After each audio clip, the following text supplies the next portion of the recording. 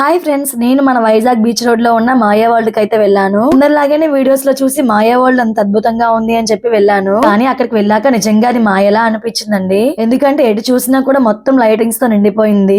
చూడడానికి వావ్ అనేలా ఉంది. ఎంతసేపు అయినా మనం అందులో స్పెండ్ చేయొచ్చు. అంతా బాగానే అనిపించింది కానీ టికెట్ కాస్ట్ కొంచెం ఎక్కువ అనిపించింది. మొత్తం ఎటు చూసినా కూడా కలర్స్ లైట్స్ అన్నమాట.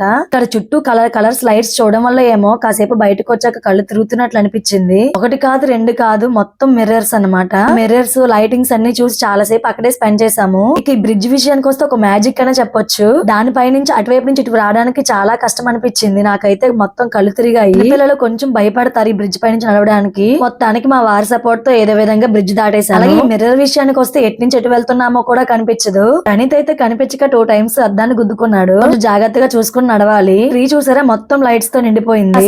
ఫొటోస్ వీడియోస్ తో స్పెండ్ చేసాము. అడ్రస్ కావాలంటే కామెంట్ చేయండి. వీడియో నచ్చితే లైక్ చేయండి.